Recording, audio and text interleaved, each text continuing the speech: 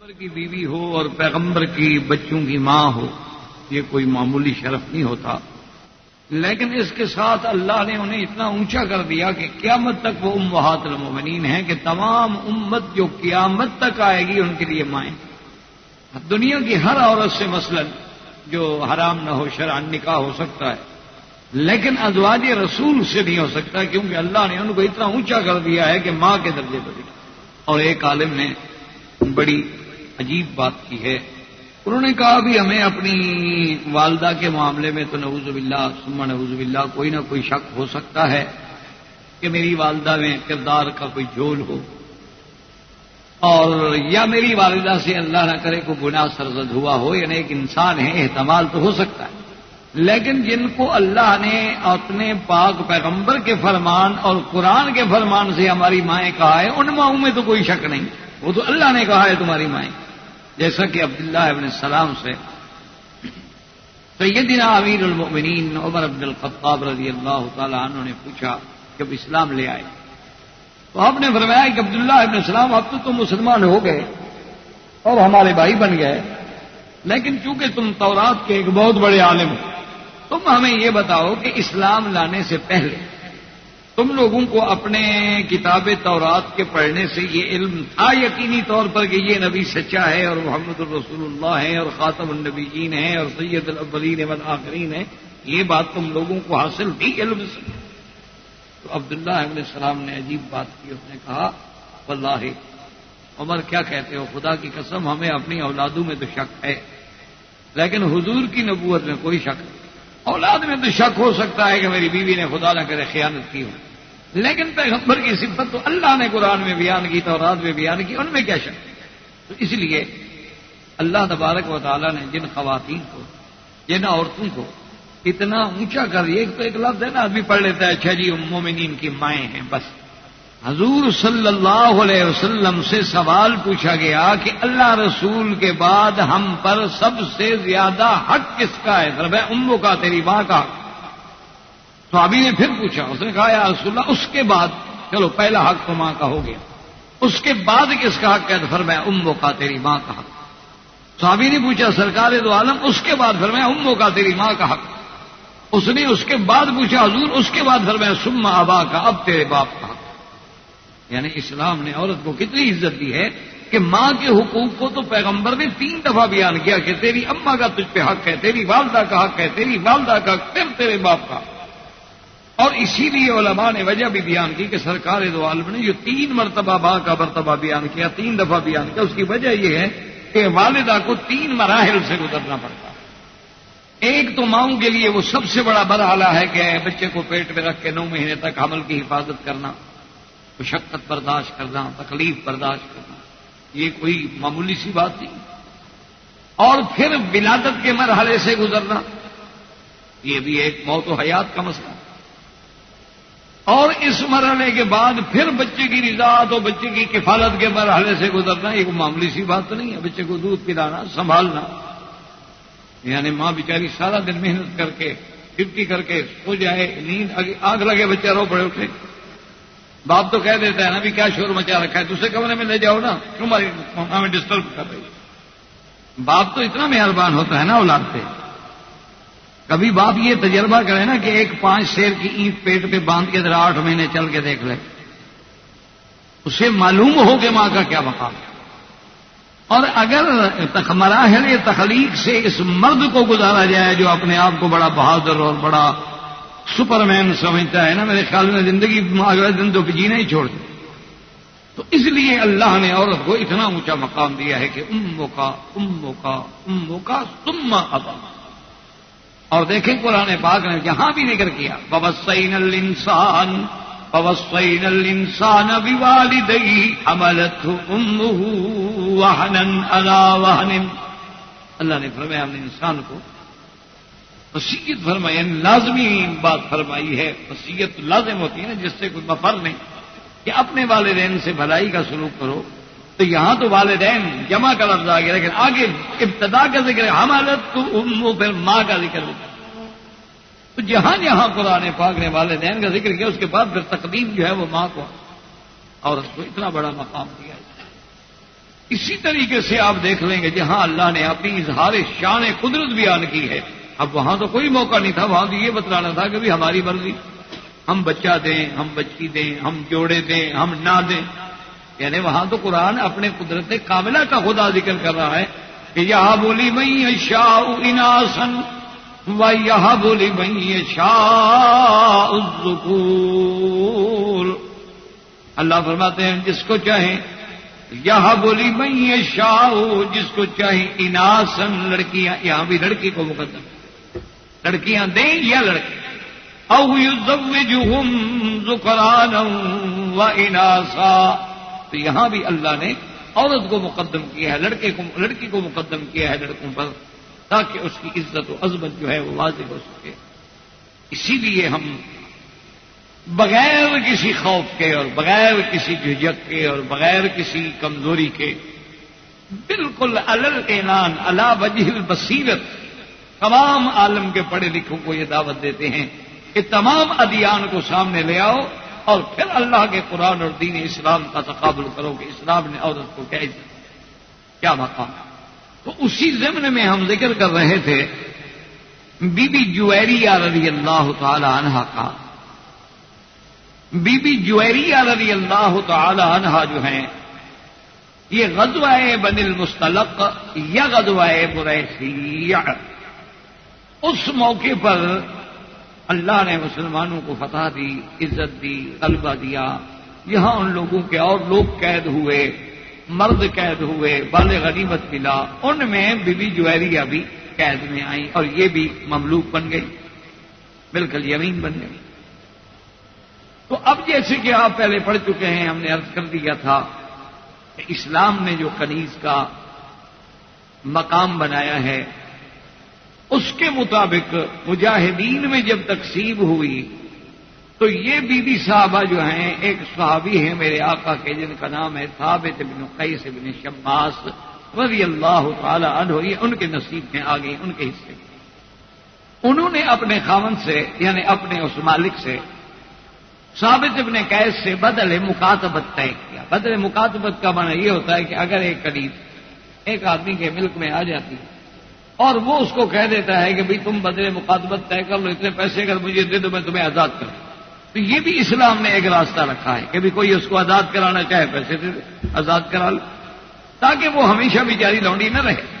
تو بدل کتابت جب طے ہو گیا تو وہ حضور کی خدمت میں حاضر ہوئی. اس نے آ کے عرض کیا کہ یا رسول اللہ صلی اللہ علیہ وسلم، میں ثابت ابن قیس بن شماس کے نصیب میں آئی ہوں اور اس سے میں نے بدل کتابت طے کر دیا، اس نے مجھے مکاتب بنا دیا کہ اتنے پیسے دے دو میں آزاد کر دوں. یا رسول اللہ میں غلام بن کے نہیں رہنا چاہتا، میں ایک بڑے خاندان کی لڑکی ہوں، اتفاق ہے کہ میں اب کنیز بن گئی، تو آپ میری اس مسئلے پہ مدد فرمائیں. اس کا مقصد یہ تھا کہ حضور صلی اللہ علیہ وسلم چند صحابہ کو فرما دیں، چند صاحب مال لوگوں کو فرما دے میری مدد کر دے میں آزاد ہو جاؤں. حضور نے فرمایا حل تریدین خیرا منہا، آپ نے فرمایا کہ بی بی جویریہ کیا اس سے بہتر ایک حل تم چاہتی ہو؟ اس نے کہا وما دا یار، اس سے بہتر اور کیا حل؟ حضور نے فرمایا دیکھو کہ میں تمہارا بدل کتابت اگر ادا کر دوں تو صاف بات ہے کہ بدل کتابت ادا کرنے کے بعد تم آزاد ہو جاؤ گی، اور جب تم آزاد ہو جاؤ تو میں تم سے نکاح کر لوں. اس نے کہا یا رسول اللہ اس سے بہتر اور کیا ہو سکتا، اس سے بہتر میرے لیے اور کیا ہو سکتا ہے کہ میں ایک قیدی، ایک کنیز، ایک لونڈی بن کے رہ جانے والی عورت کو آپ اتنا اونچا کر رہے ہیں کہ مجھے خود سرکار دو عالم امام الانبیاء والمرسلین میرا بدل کتابت بھی ادا کریں اور میرے ساتھ آزاد بھی کر کے شادی بھی کریں اور مجھے پھر مرتبہ امہات المومنین تک پہنچا دیں. حضور نے فرمایا اچھا اگر تمہیں یہ قبول ہے تو قد فعلت، تو گویا کہ سمجھ لو کہ میں نے کر دیا. تو اس طرح بی بی جویریہ جو ہیں رضی اللہ تعالی عنہا سرکار دو عالم صلی اللہ علیہ وسلم کی زوجیت میں آپ کی بیوی بنی، امہات المومنین کے درجے پہ پہنچی. اب اتفاق کی بات یہ ہے کہ کچھ تھوڑا سا وقت گزرا کہ بی بی جویریہ کا والد جو تھا وہ حضور کی خدمت میں آیا. اچھا اللہ کی شان دیکھیں کہ بی بی عائشہ رضی اللہ تعالی عنہا، یعنی حالانکہ بی بی عائشہ رضی اللہ تعالی عنہا کے تو بی بی ہیں، ان کو تو یعنی ایک تقاضا غیرت بھی تھا کہ وہ بی بی جویریہ کے آنے پہ خوش نہ ہو، لیکن اس کے بعد بھی وہ فرماتی تھی بی بی عائشہ کہ واللہ ما رأیت امرأۃ اکرم منہا، میں نے اس جیسی باعزت خاتون نہیں دیکھی، اس جیسی شان والی خاتون نہیں دیکھی کہ جس کے حضور کے گھر آنے سے اس کے خاندان کا 100 غلام جو تھے آزاد ہو۔ اس کی وجہ کیا تھی کہ جب لوگوں کو پتہ چلا کہ حضور صلی اللہ علیہ وسلم نے تو بی بی جویریہ کو بیوی بنا لیا، انہوں نے کہا حضور کے رشتہ داروں کو غلام کیسے رکھیں بھائی؟ اب جب بی بی جویریہ بیوی بن گئی تو جو بی بی جویریہ کے رشتہ دار ہے میرا غلام، اس کا غلام، اس کا غلام، انہوں نے کہا یہ کیسے؟ اس میں تو شان رسول کی خلاف ورزی نہ ہو جائے، تو فوراً سب نے آزاد کر دیا۔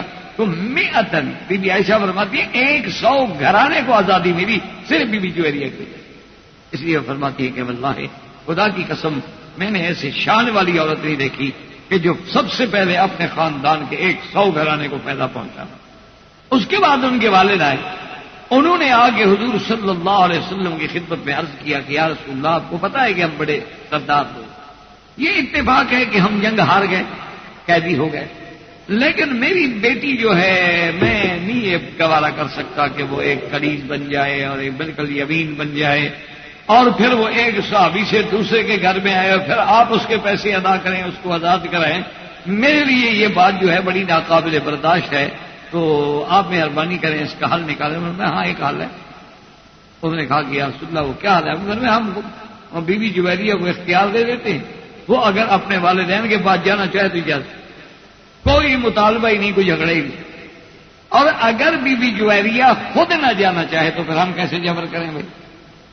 اس نے کہا یا رسول اللہ اس سے اچھا فیصلہ تو کوئی ہو نہیں سکتا، مجھے تو یہ امید نہیں تھی کہ آپ ایک قیدی کو اتنی عزت دیں گے، آپ ایک مملوکہ کو اتنی عزت، ہم کسی پہ زیادتی نہیں کرنا چاہتے، اسلام نے ہمیں رحمت سکھلائی ہے، شفقت سکھلائی ہے، مہربانی سکھلائی ہے، کسی پہ تعدی اور ظلم نہیں سکھلائی۔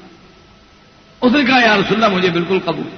حضور نے ان کے والد کو اپنی بیٹی کے پاس بھیجا، بی بی جویریہ کے پاس، اور ساتھ یہ بھی پیغام دیا کہ انت مخیرہ لک الخیار، تمہارے ہاتھ میں اختیار ہے، چاہو تو والدین کے ساتھ چلی جاؤ، میری طرف سے اجازت، اور اگر چاہو تو ہمارے ساتھ رہو۔ تو جب اس کے والد آئے بڑا گڑ گڑائے اور بڑے پیار سے، آپ خود سمجھ سکتے ہیں کہ ایک باپ اپنی بیٹی کے لیے کیا نہیں کرے گا، لیکن اس نے کہا یا ابتے کیا کر رہے ہو؟ انی اخترت اللہ ورسول، اب تو میں نے اللہ کے رسول کو اختیار کر لیا، اب میں والدین کو کیا کروں؟ میں اپنے والدین چھوڑ سکتی ہوں لیکن اللہ اور اللہ کے رسول کو اب میں نہیں چھوڑوں۔ اچھا خدا کی شان دیکھیں کہ بی بی جویریہ کے اس ایمان پہ پکے رہنے کا نتیجہ یہ نکلا اسلم ابا ابا بھی مسلمان اور اس کے 2 بھائی تھے وہ بھی مسلمان ہو، اور چونکہ وہ سردار آدمی تھا، سردار کو دیکھ کے اس کے قبیلے کے باقی لوگ بھی مسلمان ہو، سب کے سب اسلام میں داخل ہو گئے، حضور کی خدمت میں آ گئے۔ حضور صلی اللہ علیہ وسلم نے فرمایا کہ بھائی تم، حارث ان کا نام بھی حارث تھا، انہوں نے فرمایا کہ بھائی تم اپنی بیٹی لینے کے، انہوں نے کہا حضور بیٹی کیا لینی ہے، میں تو قوم لے آیا ہوں، بیٹی کا تو مسئلہ ہی الگ ہے، میں تو اپنی پوری قوم لے کے آیا ہوں اسلام میں۔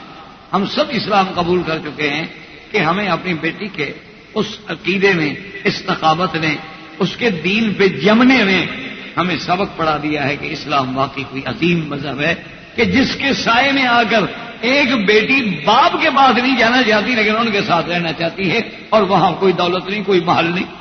ایک تو تصور ہوتا ہے نا کہ اچھا جی ٹھیک ہے وہ باپ کے پاس اس لیے نہیں گئی کہ ان کو وہاں محلات مل گئے، مکانات مل گئے، کاریں مل گئیں، بڑا آرام مل گیا، اب باپ کے پاس کیا جائے۔ حضور صلی اللہ علیہ وسلم کے گھر کے دروازے پہ تو لکڑی کا دروازہ بھی نہیں تھا، ٹاٹ ڈال دیتے تھے پردے کے لیے، نیچے بچھانے کے لیے بستر نہیں تھا، ایک ٹاٹ تھا جو آپ ترپال جسے کہتے ہیں بارش سے بچانے کے لیے ٹرکوں پہ سامان پہ ڈالتے ہیں، یہ بستر تھا حضور صلی اللہ علیہ وسلم۔ اس کو اگر 4 دفعہ لپیٹ دیتے تو بستر بن جاتا، اور 2 دفعہ لپیٹ دیتے تو قالین بن جاتی، اور 1 دفعہ لپیٹ کے کھلا کر دیتے تو وہی دری بن جاتی ہے، بستر ہے حضور صلی اللہ علیہ وسلم۔ تو اس استقامت علی الاسلام نے رضی اللہ تعالی عنہا وارضا، اور اس کے بعد آپ کی وفات۔ اسی طرح ازواج رسول میں، امہات المؤمنین میں بی بی میمونہ، اچھا ان کے باپ کا نام بھی حارث ہے، لیکن بی بی میمونہ ابن الحارث الہلالیہ، یہ قبیلہ ہلالیہ، ان کا جو پہلا شوہر ہے وہ اس کا نام مسعود ثقفی۔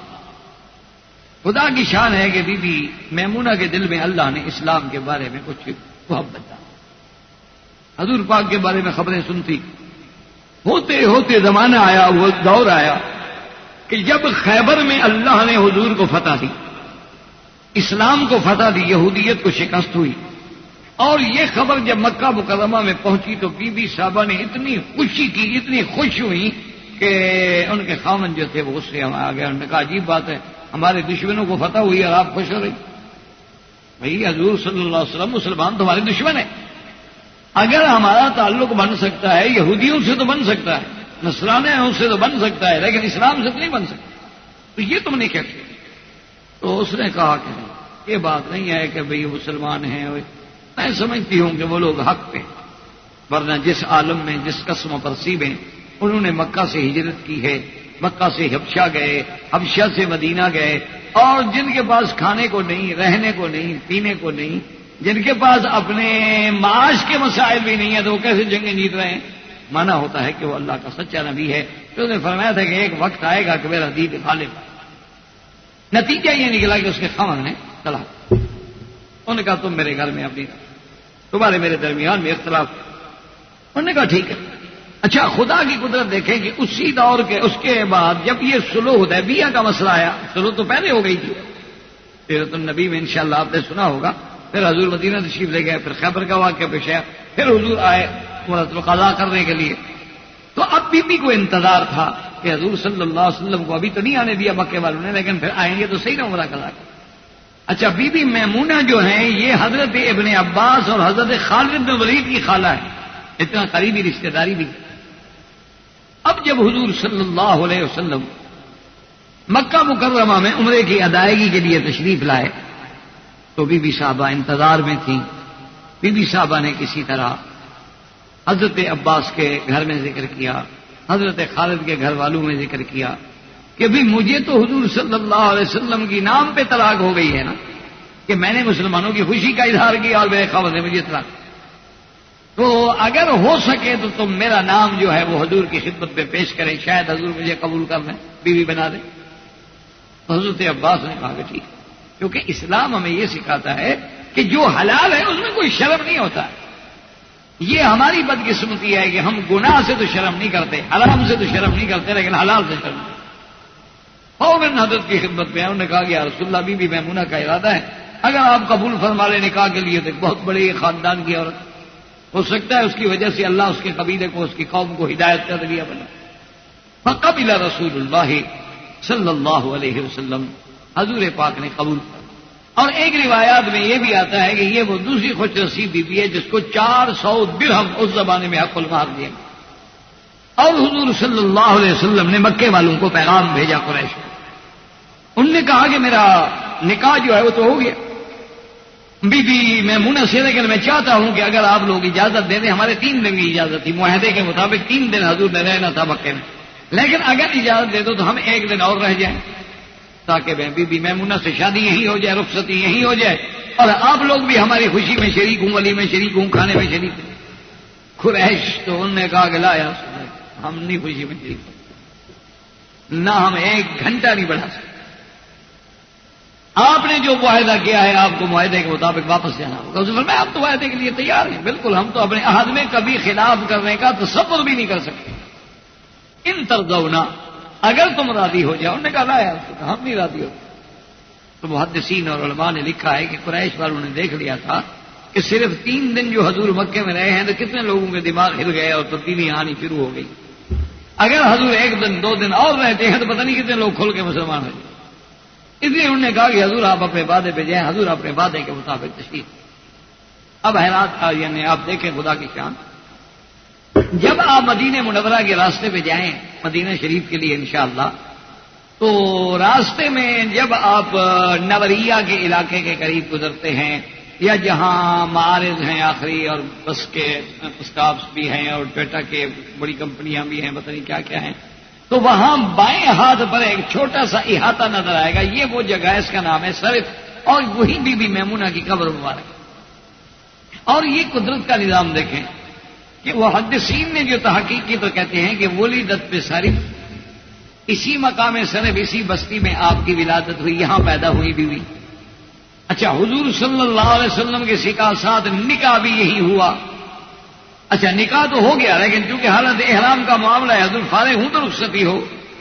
مکے والوں نے اجازت نہ دی، مکے سے جب حضور واپس آئے تو پھر اسی بستی میں رکے اور یہی رخصتی ہوئی. یعنی پیدا بھی یہی ہوئی، نکاح بھی یہی ہوا، رخصتی بھی یہی ہوئی، اور موت بھی یہی آئی، دفن بھی یہی. رضی اللہ تعالی عنہا و ارضاہا. تو یہ بی بی میمونہ رضی اللہ تعالی عنہا کا اللہ تبارک و تعالی نے قدرت میں یہی لکھا تھا کہ جہاں تم نے پیدا ہونا ہے وہی تمہارا نکاح ہوگا، اسی سرزمین پہ رخصتی ہوگی اور اسی سرزمین پہ موت آئے گی اور دفن. اس لیے اللہ تبارک و تعالی نے بی بی صاحبہ کو بھی حضور کی ازواج امہات المؤمنین رضوان اللہ تعالی علیہن اجمعین میں شامل. تو اب ازواج رسول کے بعد رضوان اللہ تعالی علیہن اجمعین کے بعد سب سے اہم مرتبہ اور مقام جو ہے وہ بناتے رسول صلی اللہ علیہ وسلم، کہ اللہ تبارک و تعالی نے حضور صلی اللہ علیہ وسلم کو جو اولاد دی ہے. آپ کے 3 لڑکے تھے اور 4 بیٹے، اور خدا کی شان یہ ہے کہ تینوں لڑکے تو حضور صلی اللہ علیہ وسلم کے بالکل عین بچپن میں اور بہت. ایک بیٹے کا نام حضور صلی اللہ علیہ وسلم کے عبداللہ تھا، اور ایک بیٹا جو ہے حضور صلی اللہ علیہ وسلم کا نام قاسم تھا، اور ایک بیٹا جو ہے اس کا نام ابراہیم. اور یاد رکھیں کہ بعض کتابوں میں لفظ آ جاتے ہیں کہ حضور کے بیٹوں کے نام طیب و طاہر تھے. تو دراصل طیب و طاہر نام نہیں تھے، بلکہ یہ لقب تھے حضور کے بیٹوں کے، کہ کسی کو ماں طیب کہتی تھی تو والد حضور صلی اللہ علیہ وسلم طاہر کہتے تھے، حضور طیب فرماتے تو طاہر کہتے تھے. یہ ان کے لقب تھے. اصل نام جو ہے عبداللہ، ابراہیم اور قاسم. اور عبداللہ اور ابراہیم جو ہیں یہ سیدہ خدیجہ الکبریٰ رضی اللہ تعالی عنہا کے بدن سے،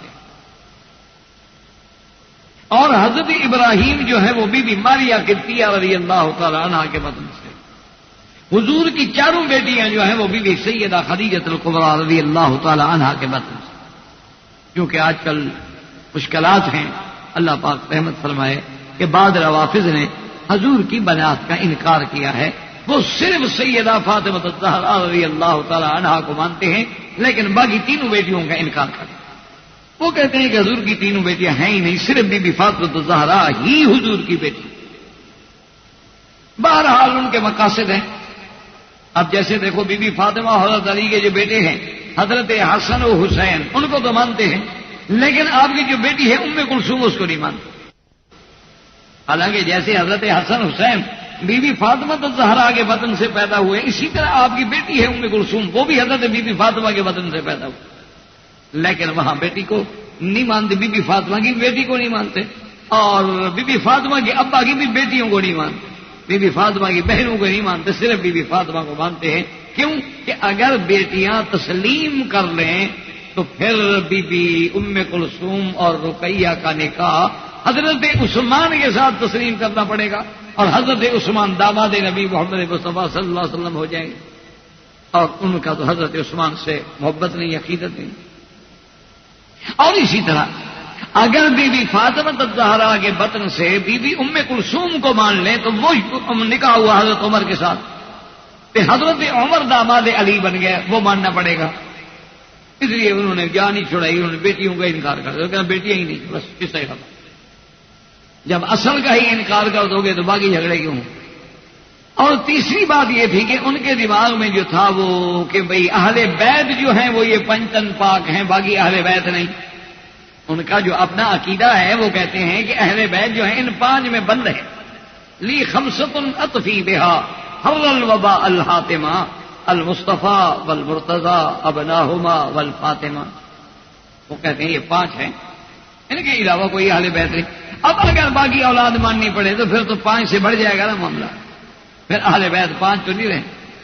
اور اگر بی بی فاطمہ الزہرا کی اور بیٹی بھی ماننی پڑے تو صرف ابناہما تو نہیں ہوں گے، تو بنت بھی تو آئے گی صاحب. تو اس لیے ان لوگوں نے اللہ تبارک و تعالیٰ وہاں فرمائے، انہوں نے سیدھا انکار ہی کر دیا. انہوں نے کہا کہ بھئی انکار جو ہے نا بس یہ ایک بہترین حل ہے، تم انکار کرتے جاؤ. لاکھ اہل سنت والجماعت بیچارے زور لگاتے ہیں کہ حضور کی بیٹی ہیں، حضور کی بیٹیاں ہیں، حضور کی بیٹی ہیں، وہ بالکل غلط، بس میں نہ مانوں. اچھا ابھی تمہاری کتابوں میں لکھا ہوا ہے کہ حضرت عمر رضی اللہ تعالیٰ عنہ کا نکاح ہوا حضرت علی کی بیٹی سے. وہ بعض تو کہہ دیتے ہیں کہ جی ہاں وہ ہوا تو ہے، کتابوں میں ہے، لیکن دراصل وہ حضرت علی کی کسی اور بیوی سے بیٹی تھی، حضرت فاطمہ سے بھی۔ تو بھائی دوسری بھی شادی تو حضرت علی نے حضرت فاطمہ کی موت کے بعد کی ہے، پہلے تو شادی ہی نہیں تھی۔ دوسری شادی تو حضرت علی نے بعد میں کی ہے۔ اچھا، بعد لوگوں نے لکھ دیا، انہوں نے کہا کہ نہیں، بات تو خیر ٹھیک ہے، حضرت علی اور حضرت فاطمہ الزہرا کی ہی بیٹی تھی ام کلثوم، لیکن جب حضرت عمر نے رشتہ مانگ لیا تو حضرت علی دینا نہیں چاہتے تھے، حضرت علی دینا نہیں چاہتے تھے، کبھی عمر کو کیسے رشتہ دے دیں؟ تو انہوں نے یہ کیا کہ اپنی بیٹی کو تو چھپا دیا، ایک جنی کو پکڑ کے اس کو ام کلثوم کی شکل بنا کے حضرت عمر سے شادی کر دی۔ یعنی آپ اندازہ کریں کتنا بڑا دھوکا ہوا جی۔ آج کا مسلمان ایسا کرے کہ کسی دوسرے کی لڑکی کو پکڑ کے نکاح کر دے، کیا خیال ہے اس کے بارے میں آپ؟ حضرت علی کی اچھی تعریف ہو رہی ہے، بس ایک مزاج۔ اچھا، جب تم 3 لڑکیوں کو نہیں مانو گے تو وہ تو بی بی خدیجہ کے وطن سے ہیں، تو پھر بی بی خدیجہ کی اس سے بڑی توہین کیسے ہوگی؟ لیکن بہرحال چلو یہ تو ایک الگ موضوع ہے، اور شاید خلفائے راشدین میں نے اس پر بات بھی کی ہو، اللہ عالم، کیونکہ ہر بات یاد تو نہیں رہتی نہ، ہر بات تو دماغ میں ہوتی۔ تو بہر صورت یہ ہے جی کہ بناتے رسول میں 4 بیٹیاں ہیں میرے محبوب کی، be be Zainab, be be Ruqaiya, ام کلثوم اور فاطمہ الزہرا رضوان اللہ تعالی علیہم اجمعین۔ اور یہ سب کی سب بیٹیاں جو ہیں بی بی سیدہ خدیجہ الکبریٰ رضی اللہ تعالی عنہ۔ اب بی بی زینب رضی اللہ تعالی عنہ جب پیدا ہوئی، اور پھر اس سے بڑی خوش نصیبی کیا ہوگی ان بیٹیوں کی کہ جن کی تربیت جو ہے وہ بیت نبوت میں ہو، یعنی سیدہ خدیجہ اور محمد عربی تربیت فرمانے والے صلی اللہ علیہ وسلم، اور پھر سیدہ خدیجہ اور محمد مدنی کا جمال، تو بیٹیاں کیسے خوبصورت اور جمال والی نہیں ہوں گی؟ عصب بھی، نسب بھی، تربیت بھی، جمال بھی، کمال۔ تو ابو العاص بن الربیع انہوں نے پیغام بھیجا بی بی زینب سے نکاح کے، یہ حضور صلی اللہ علیہ وسلم کے قریبی رشتہ دار ہیں اور کافر ہیں، کیونکہ اس دور میں ابھی تک تو اعلان نبوت ہی نہیں ہوا، وحی آیا ہی نہیں، احکام آئے ہی نہیں۔ اور دوسری بات یہ ہے کہ پہلے کافروں کے ساتھ بھی نکاح ہوتے تھے، اور کافر بھی نکاح کرتے تھے۔ کافر جو ہیں باوجود کافر ہونے کے ان کے نزدیک بھی نکاح ہوتا تھا، یعنی اندازہ کرو کہ ہیں مشرک، ہیں کافر، اللہ کو نہیں مانتے، نبی کو نہیں مانتے، قرآن کو نہیں مانتے، لیکن ان کے پاس بھی باقاعدہ نکاح تھا۔ اچھا، نکاح میں خطبہ بھی پڑھتے تھے اور باقاعدہ گواہ بھی ہوتے تھے۔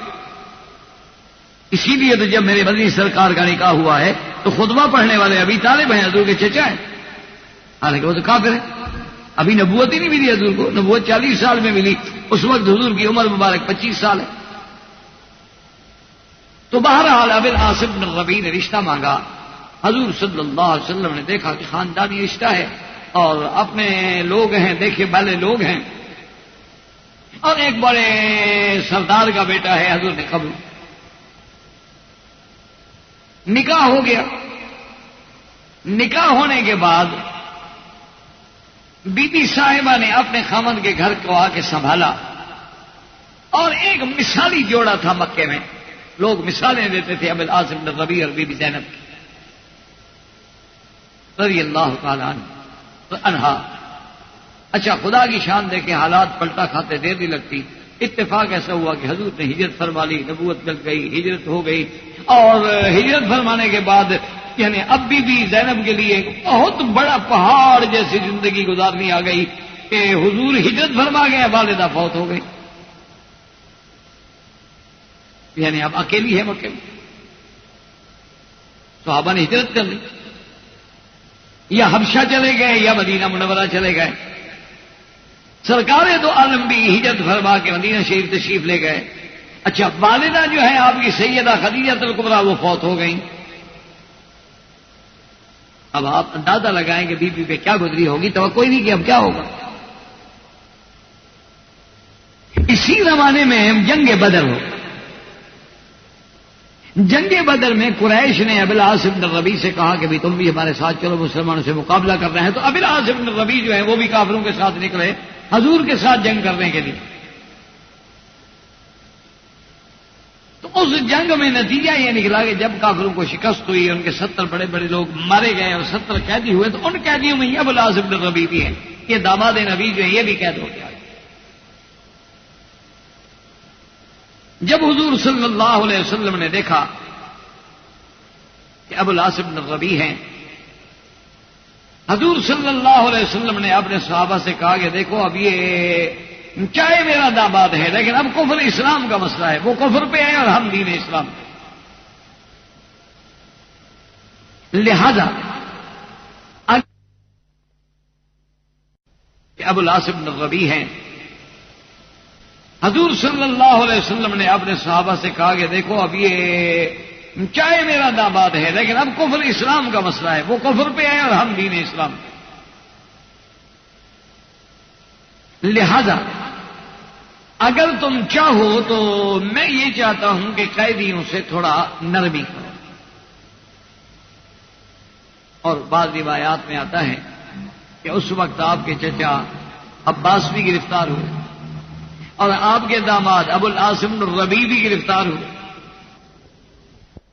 اور صحابہ کو انہوں نے جیسے ستایا تھا تو صحابہ کے تو دل بھرے ہوئے تھے نا، انہیں تو کس کے پھر باندھا نا جی، تو پھر وہ جب کراہنے لگے تو حضور کو نیند نہیں آئی، حضور اٹھ کے تشریف لے آئے اور صحابہ کو بلایا، کہا کہ میں نے اپنے چچا کی کراہنے کی آواز سنی ہے کہ وہ رسیوں میں جکڑا ہوا کراتا ہے تو مجھے نیند نہیں آتی، صحابہ سے کہیں اگر مہربانی کریں تو کچھ رسیاں ڈھیلی کریں، چھوڑے نہیں لگے ڈھیلا،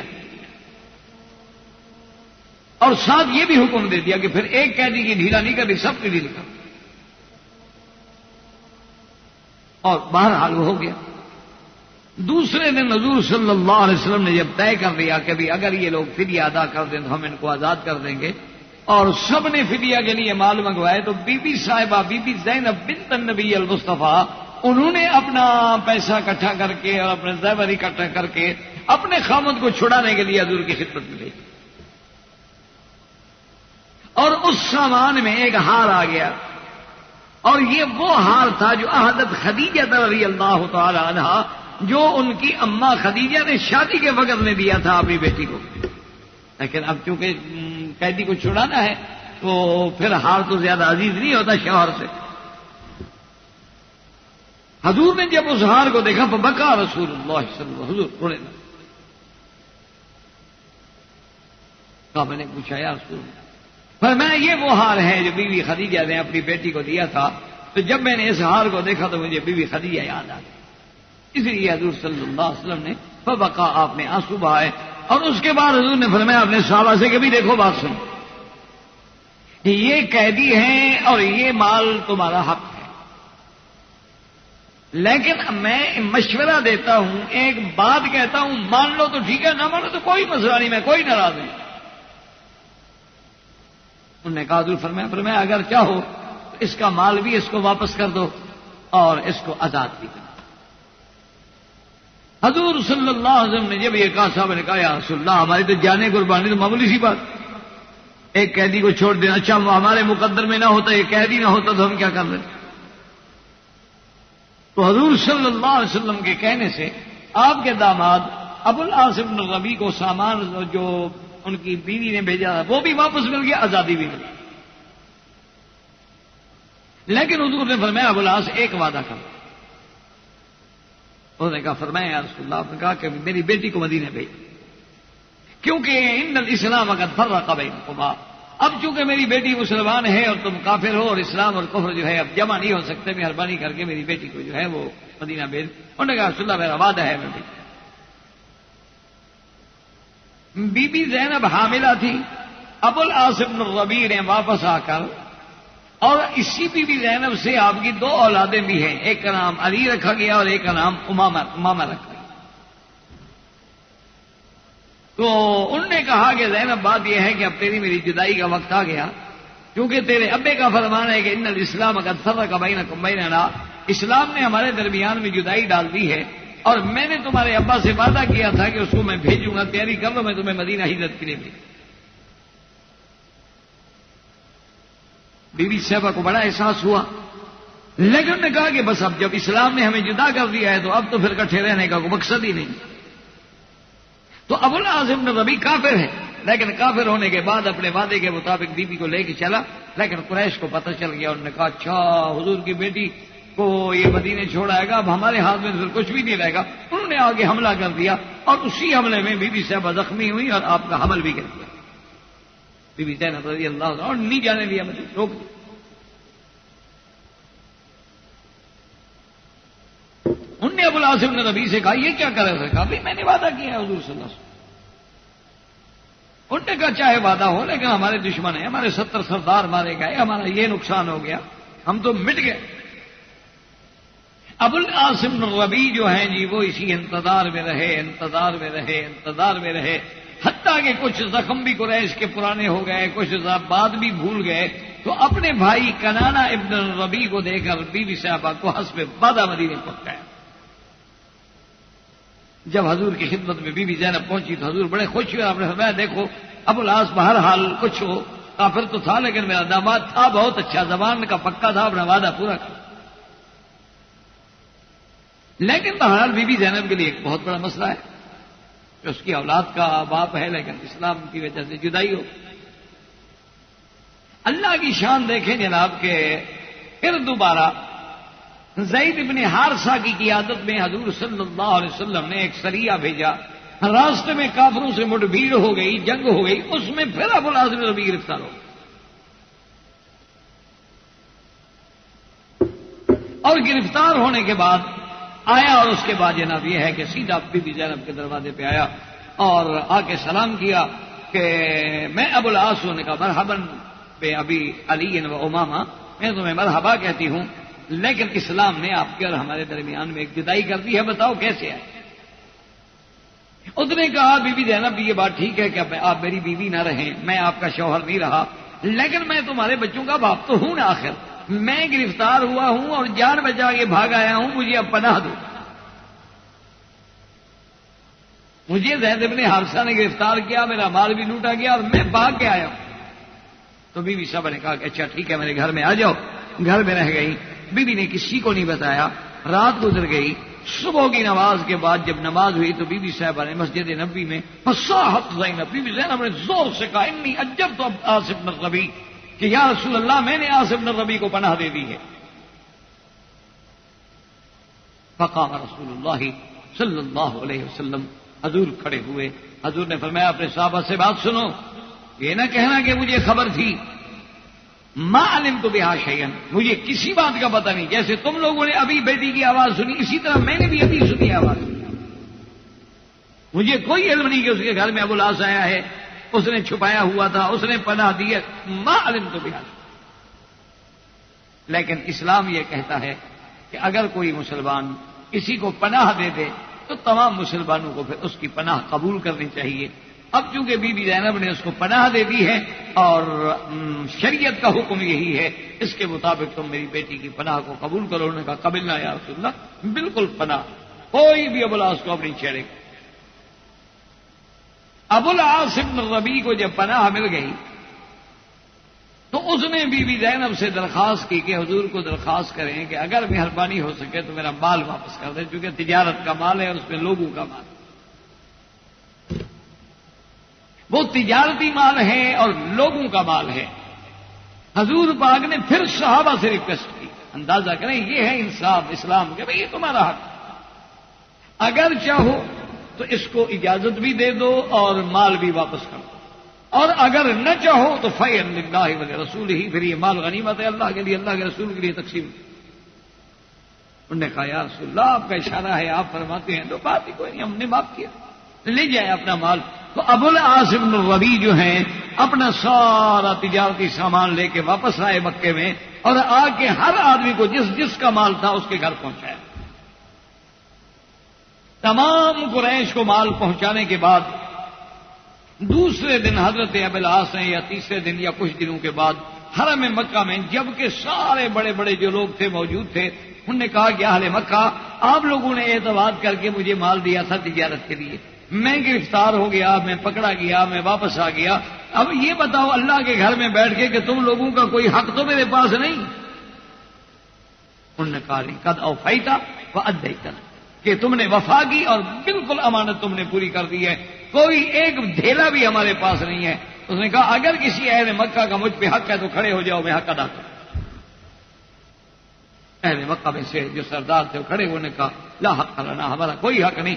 اس نے کہا کہ اب اگر تمہارا کوئی حق نہیں تو پھر میری ایک بات اور بھی سن لو، اشہد ان لا الہ الا اللہ اشہد ان محمد رسول اللہ۔ یہ کلمہ میں پہلے پڑھ لیتا لیکن میں سمجھتا تھا تو کہو گے ہمارا مال کھا گیا، ہمارے مال کو ہضم کرنے کے لیے مسلمان ہو گیا ہے، اس لیے میں نے مال واپس پہنچایا، ہر کسی کی امانت دے دی، اب میرے دل میں اسلام داخل ہو چکا ہے، اب میں تمہارے ساتھ بھی رہ سکتا۔ تو فاسلم ابو العاص بن الربیع جو تھے وہ اسلام لے آئے، اور اسلام لانے کے بعد پھر مدینہ منورہ واپس آئے۔ اب جب مدینہ منورہ واپس آئے تو آنے کے بعد پھر اپنی بیوی کے دروازے پہ پہنچے تو بی بی صاحب نے پوچھا کہ مرحبا بابن علی و امامہ، کہ میں مرحبا کہتی ہوں علی اور امامہ کے باپ کو، لیکن کئی وجہ تھا، اب پھر کیسے آ گئے تم؟ تو اس نے کہا کہ زینب انی اسلم ففرحت فرحا شدیدا، بی بی زینب کو بے انتہا خوشی ہوئی، لیکن اس نے کہا حتی اسأل رسول اللہ صلی اللہ علیہ وسلم کہ ابو العاص اب میں سب سے پہلی بات یہ ہے کہ مسئلہ پوچھ لوں کہ حضور پاک کیا فرماتے ہیں۔ جب حضور کی خدمت میں آئی آگے بتا، حضور بھی بے انتہا خوش ہوئے۔ آپ نے فرمایا زینب الحمدللہ، اب جب تمہارا شوہر اصلی پھر اسلام قبول کر تو اب نئے نکاح کی کوئی ضرورت نہیں، وہی نکاح صاحب کا تھا۔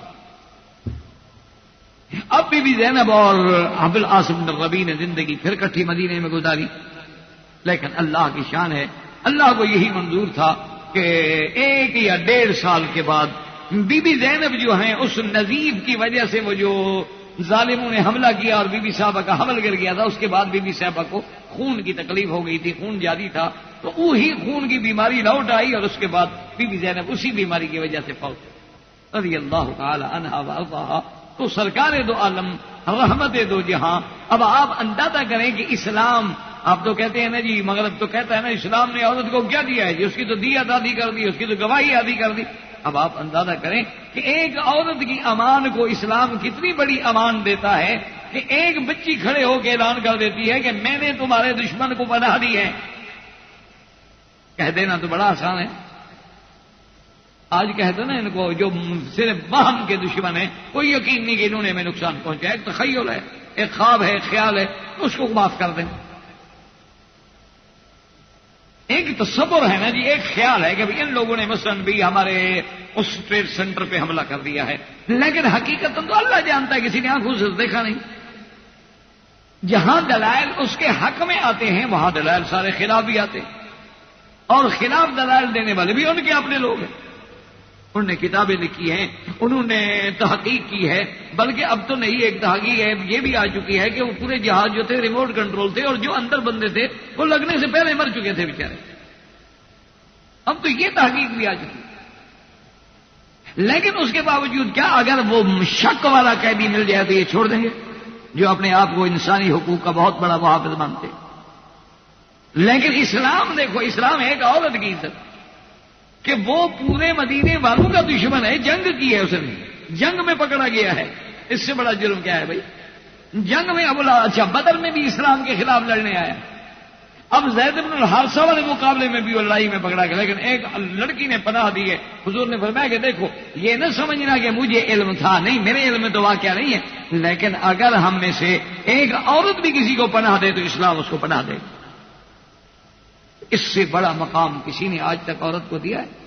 اس سے بڑا مقام آج تک کسی نے عزت دی ہے بیٹی کو یا بہن کو یا بیوی کو یا ماں کو؟ اتنی بڑی عظمتوں سے دو چار اگر کیا ہے تو صرف اسلام نے کیا ہے، لیکن خدا کرے کہ تیرے دل میں اتر جائے میری بات، ورنہ تو پھر وہی ایک بغض ہے۔ اسلام عورت کو نہیں مانتا، اسلام نے عورت کو قید کر دیا ہے، اسلام نے عورت کو پابند کر دیا ہے، مولویوں نے اس کو ایسا برقع پہنا دیا ہے جی، وہ معلوم ہوتا ہے کہ بیچاری اس کے اندر قید ہو کے رہ گئی ہے۔ چلو مولوی مر گئے، اب بھی اخباروں میں آتا ہے جس نے برقع پہنے ویسے پہنتی ہے، نہ مولوی کے بس میں ہے نہ کسی غیر مولوی کے بس میں، اور جس نے نہیں پہننا ہے وہ مولوی کی بیٹی ہو کے بھی نہیں پہنتی۔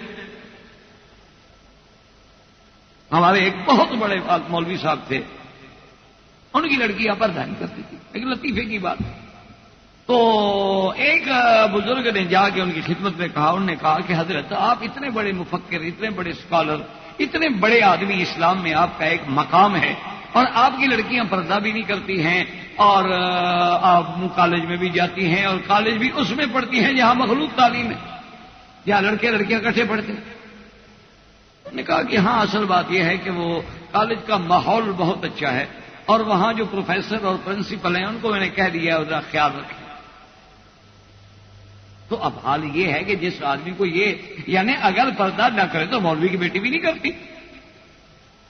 کتنے لوگ ہیں یعنی آپ حیران ہوں گے کتنے بڑے بڑے اچھے گھرانوں کی لڑکیاں جو ہے وہ شوبز میں آ گئی. کتنے اچھے اچھے گھرانوں کی لڑکیاں سادات کی لڑکیاں پیروں کی لڑکیاں بہت بڑے گدی نشینوں کی لڑکیاں غلط راستے میں لگ گئی.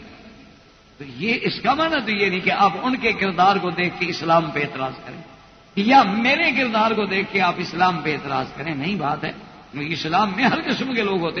بات یہ ہے کہ اللہ کے رسول کے احکام کو دیکھیں گے اسلام نے عورت کو کتنی عزت دی ہے.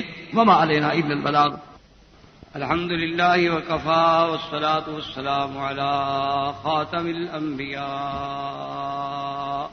سیدنا محمد المصطفى وعلى آلہ المجتبى.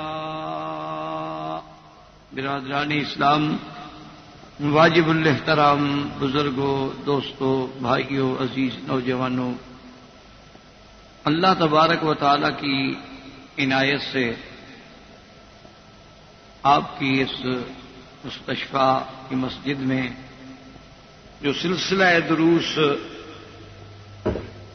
اسلام میں عورت کا مقام کے عنوان سے شروع ہے، اس میں ہم نے ازواج رسول صلی اللہ علیہ وسلم کا ذکر کیا کہ اللہ نے عورت کو کتنا بڑی عزت بخشی ہے کہ اتنا بڑا مرتبہ تاریخ میں کوئی مذہب، کوئی قوم، کوئی امت، کوئی جماعت نہیں دے سکتی کہ حضور صلی اللہ علیہ وسلم کی بیویاں جو ہیں وہ ان کی وفات کے بعد بھی قیامت تک امہات المؤمنین کے مرتبے پہ پہنچ جائیں. بڑے سے بڑے دنیا میں بادشاہ گزرے ہیں، آپ دیکھتے ہیں پڑھتے ہیں، لیکن ان کی بیواؤں نے فوراً شادیاں کر لی. اسلام نے کتنی عزت بخشی، عظمت بخشی کہ صرف عورت کی عظمت کو اجاگر کرنے کے لیے کہ لوگوں کو محسوس ہو کہ عورت جب ایک نبی کی بیوی بن گئی، خاتم الانبیاء کی بیوی بن گئی، تو اب اتنا اونچا مرتبہ ہو گیا کہ قیامت تک جو لوگ پیدا ہوں گے ان کے لیے بھی وہاں کا درجہ. اور اسی ضمن میں پھر ہم نے بناتے رسول صلی اللہ علیہ وسلم ان واقعات کے ذکر کرنے کا مقصد کیا ہے؟ ایک تو ہمیں عورت کی عزت و عظمت جو اسلام نے اسے بخشی ہے وہ معلوم ہو.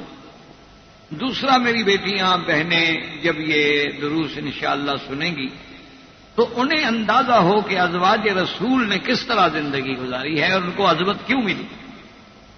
بناتے رسول صلی اللہ علیہ وسلم کے ضمن میں ہم نے بی بی زینب رضی اللہ تعالی عنہا جو حضور کی سب سے بڑی بیٹی، حضور صلی اللہ علیہ وسلم کی 4 بیٹیاں ہیں، بی بی زینب، پھر بی بی رقیہ، ام کلثوم، یہ تقریباً قریب ہیں رقیہ اور ام کلثوم، اور پھر سیدہ فاطمہ الزہرا رضوان اللہ علیہن اجمعین. یہ 4 بیٹیاں ہیں میرے آقا محمد مصطفیٰ کی صلی اللہ علیہ وسلم کہ جن کا نام آج بھی تاریخ میں روشن ہے اور قیامت تک روشن ہے.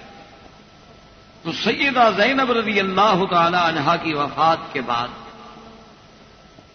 بی بی رقیہ اور بی بی ام کلثوم جو ہیں تقریباً یہ ایسے معلوم ہوتا تھا کہ جیسے یعنی اکٹھی پیدا ہوئی، کیونکہ ایک کے بعد فوراً آ گئی نا بچی تو زیادہ فاصلہ نہیں ہوتا تو دیکھنے میں برابر لگتی. تو ان کے ساتھ سب سے پہلا پیغام جو ہے نکاح کا وہ تو ابی طالب لے کے آئے جو حضور صلی اللہ علیہ وسلم کے چچا ہیں، اور وہ پیغام لائے ابی لہب کے بیٹوں کے لیے جس کا نام عتبہ اور عتیبہ. اور ابی لہب جو ہے یہ اس کی کنیت ہے، ورنہ اس کا نام بھی عبد العزیٰ ہے، عبد العزیٰ ابن عبد المطلب. تو صاف بات ہے کہ حضور صلی اللہ علیہ وسلم کی قرابت تو ہے، کیونکہ حضور صلی اللہ علیہ وسلم بھی تو محمد ابن عبداللہ ابن عبد المطلب ہے. تو جب وہ پیغام لے کے آئے اپنے بیٹوں کا، دونوں بیٹیوں کے لیے، بی بی رقیہ اور ام کلثوم کے لیے، تو حضور صلی اللہ علیہ وسلم نے فرمایا کہ مجھے تو یہ رشتہ قبول ہے،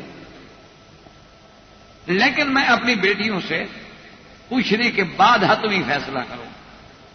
تو اسی سے ہمیں اسلام کا یہ سبق بھی ملتا ہے کہ کوئی عورت بھیڑ بکری نہیں ہوتی کہ ماں باپ جہاں چاہیں جب چاہیں سودا کر دیں. اسلام نے اس کو ایک عظمت بخشی ہے. جہاں والدین کو یہ حق دیا ہے کہ وہ اس کے اولیاء الامور ہیں، اس کے ولی ہیں، اس کے بغیر وہ نکاح نہ کرے، وہاں عورت کو بھی یہ حکم دیا اور حق دیا ہے کہ والدین اس سے پوچھیں، اس کی مرضی کے خلاف نہ کریں. تو اب بی بی خدیجہ رضی اللہ تعالی عنہا حقیقتاً اپنے دل میں اس رشتے پہ خوش نہیں تھی.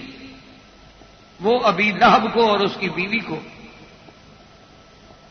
ام جمیل کو اچھا نہیں سمجھتی. لیکن بی بی خدیجہ بہت بڑی عاقلہ، بہت بڑی فاہمہ، مدبرہ خاتون تھیں، محسنہ اسلام تھیں، خاتون اول تھیں اسلام میں.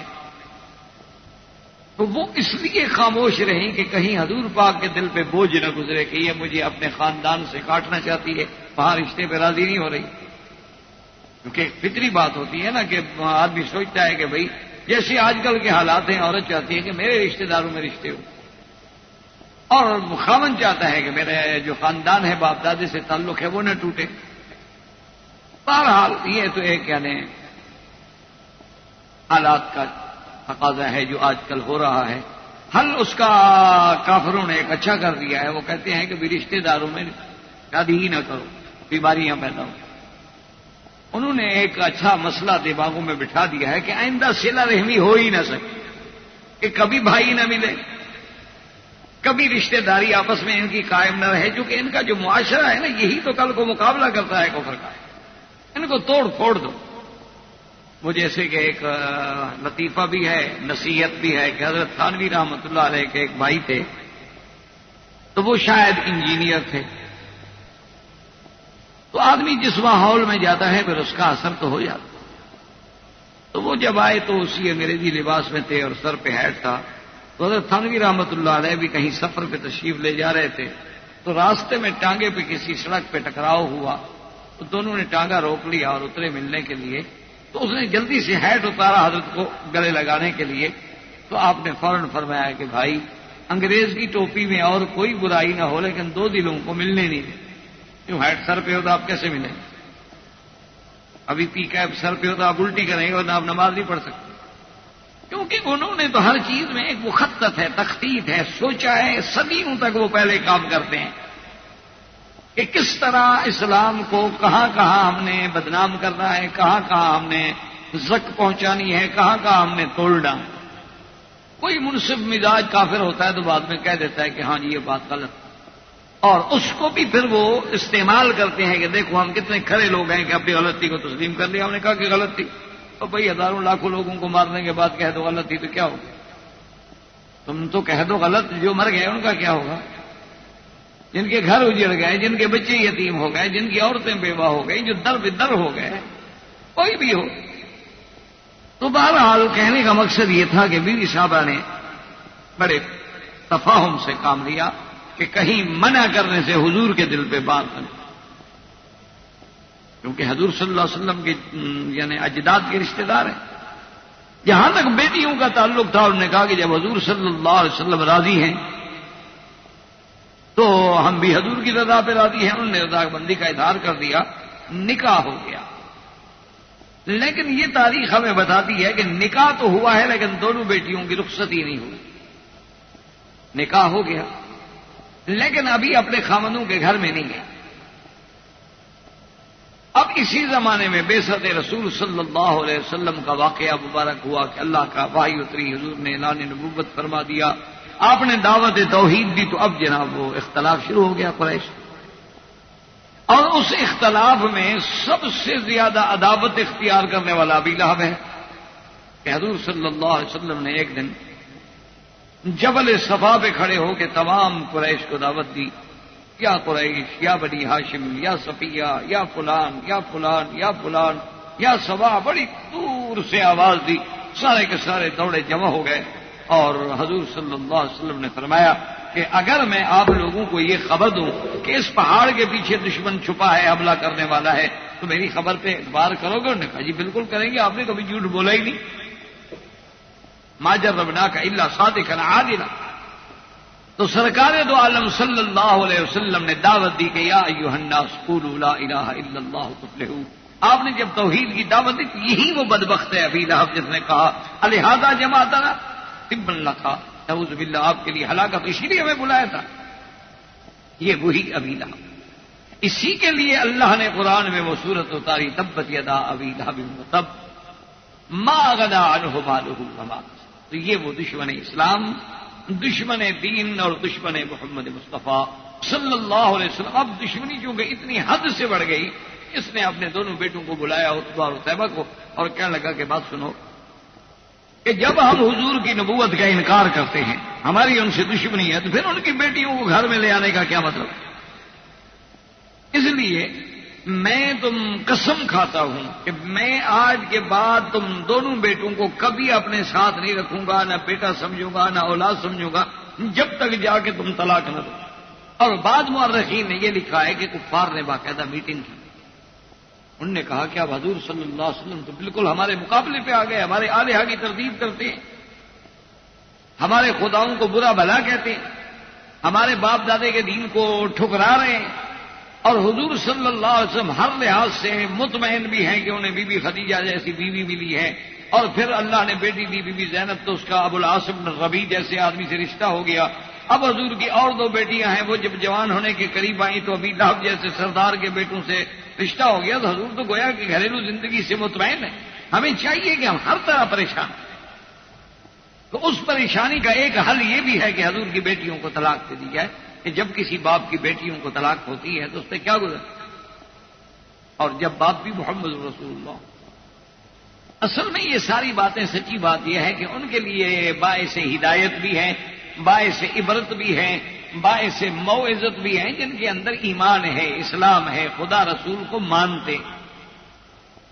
آج کل کا مادر پدر آزاد معاشرہ جو ہے، اس میں بیٹی کو طلاق ہو جائے تو کیا ہے، تو نکاح ہو جائے تو کیا ہے، کیونکہ نہ وہ نکاح کرنے کے وقت اپنے والدین کو اہمیت دیتی ہے، نہ جدا ہونے کے وقت میں ان کو کوئی اہمیت دیتی ہے. اس کی یہ شخصی آزادی ہے، وہ جو چاہے کرے. تو بہرحال عتبہ اور عتیبہ نے حضور صلی اللہ علیہ وسلم کی بیٹیوں کو طلاق. اور ایک روایت میں یہ بھی ملتا ہے کہ ایک بیٹے نے، گستاخ نے، اپنے باپ کے سکھانے سے، جیسے ہمارے یہاں ہوتا ہے نا نعوذ باللہ، اللہ معاف کرے اللہ معاف کرے، آدمی کہتا ہے جی چھوڑو جی اپنی بیٹی لے جاؤ، میں تو تھوکتا بھی نہیں. یہ ہمارے یہاں بھی ایسے محاورات اللہ معاف کرے استعمال ہوتے ہیں، اور جی لے جائیں آپ اپنی بیٹی کو، میں تمہاری بیٹی پہ تھوکتا بھی نہیں ہوں. تو وہ ایک بدبخت نے حضور صلی اللہ علیہ وسلم کی طرف بھی اشارہ کر کے ایسے کہا. جب یہ بات کہی، اور ایک روایت میں یہ بھی آتا ہے کہ نعوذ باللہ اس بدبخت نے تھوکا بھی. دشمنی تو پھر دشمنی ہوتی ہے نہیں. تو حضور صلی اللہ علیہ وسلم کو بھی غصہ آیا کہ ایک تو میری بیٹیوں کو بلا وجہ طلاق دی گئی، بغیر کسی جرم کے، اور دوسری اس قدر گستاخی کرے انسان کے آ کر، بجائے اس کے اس شرمندہ ہو آگے کہتے جی میں باپ نے مجبور کر دیا ہے، ہم مجبور ہو گئے ہیں، ہم تو نہیں چاہتے تھے، لیکن یہ کہ نعوذ باللہ انہ یدخل، تھوک بھی ڈالے اور حکارت اور تنقیص کے ساتھ پیش آئے. تو حضور صلی اللہ علیہ وسلم کی زبان مبارک سے دعا نکلی کہ اللہم سلط علیہ کلبا من کلابک، کہ یا اللہ جنگل کے کتوں میں سے کسی کتے کو اس بدبخت پہ مسلط. اچھا اب دیکھیں، ابھی لہب دشمن ہے، کافر ہے، حضور کی نبوت نہیں مانتا، رسالت نہیں مانتا، آپ کی دعوت کو نہیں مانتا، لیکن جب اس کو پتہ لگا کہ حضور نے میرے بیٹے کو بد دعا دی ہے تو کہنے لگا کہ اب مجھے ڈر ہے کہ اس کی دعا لگے گی. یہ وہ بھی جانتے ہیں.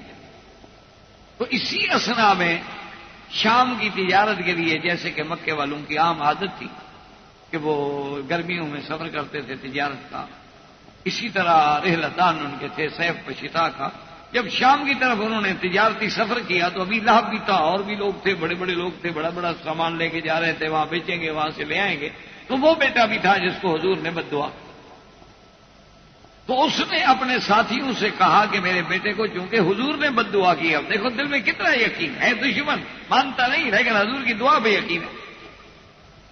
جب اللہ دلوں پہ پردے ڈال دیتے ہیں پھر یہی بات ہے کہ آدمی جانتا ہے کہ یہ سچی بات ہے، آدمی جانتا ہے کہ اسلام حق ہے، آدمی جانتا ہے کہ اسلام کا دین جو ہے وہ ایک دین ہے، جامع ہے، قابل ہے، مکمل ہے، اور اس کے اندر فلاح ہے، خیر ہے، بھلائی ہے، ہدایت ہے، لیکن ضد ہے۔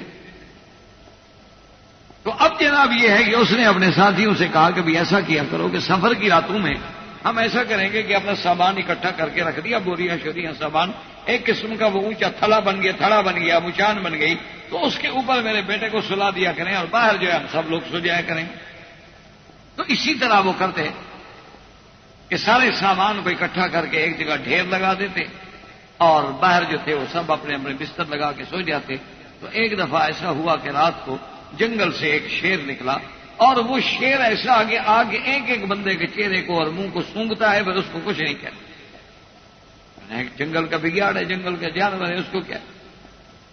لیکن جب اللہ تبارک و تعالیٰ کسی جانور کو بھی مسلط کرتے ہیں تو اس کو بھی علم دے دیتے ہیں کہ آپ نے اسی کو پکڑنا۔ تو وہ جناب سونگتے دیکھا اس نے، ایک آدمی کہتے ہیں میں جاگ رہا ہوں، میں دیکھ رہا ہوں، لیکن ڈر کے مارے